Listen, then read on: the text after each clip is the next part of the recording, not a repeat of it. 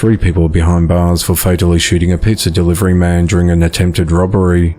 At around 12:50 p.m. on Tuesday the 9th of January, authorities responded to 1001 Douglas Avenue in West Palm Beach, Florida on reports of a Domino's delivery driver getting shot. When officers arrived at the scene, they found a man in a critical condition laying on the ground in the street bleeding from his neck and arm. Investigators found 3 spent 9mm casings nearby and 1 unfired 9mm bullet under his body.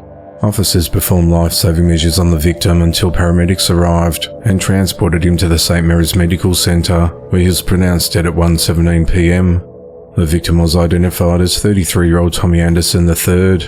Authorities said that the resident at the home said they received the pizza from the victim and closed the door. Moments later, the person who received the pizza heard 3 shots fired and called 911. Surveillance footage from nearby homes showed a white 4-door Honda vehicle that had a dent in the left rear door, pulling up to Tommy's car, which had a Domino's sign on the roof. The driver of the Honda was seen wearing a round hockey-styled mask.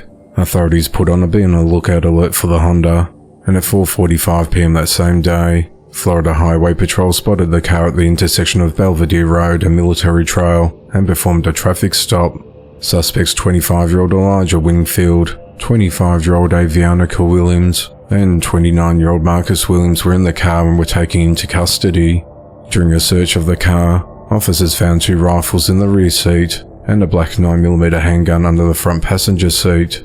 During an interview with detectives, Elijah initially told investigators he shot Tommy because the man matched the description of a person who killed one of his relatives, but later changed his story.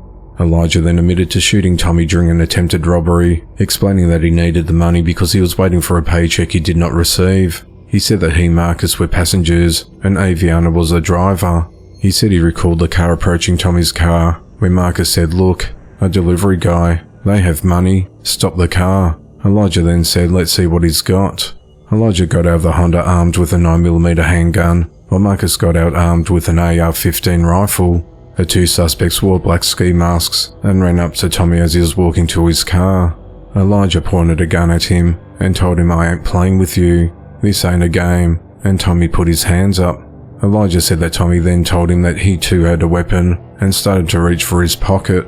Elijah claimed he was afraid Tommy was going to shoot him, so he attempted to fire his weapon, but the gun jammed. He cleared an unfired bullet and then shot Tommy 3 times.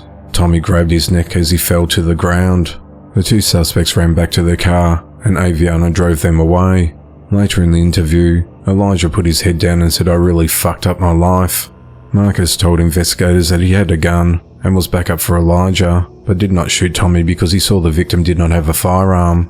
While detectives questioned Ariana, she initially denied being with Marcus and Elijah at the time of the murder, but later changed her story. She told investigators that she knew both men were armed and had heard Elijah discussing how he needed to commit robberies to make money. Elijah, Marcus and Aviana are charged with first-degree murder and were booked into the Palm Beach County Jail. The trio appeared at the Palm Beach County Court on the morning of Wednesday the 10th of January, where the judge ordered them to be held without bail.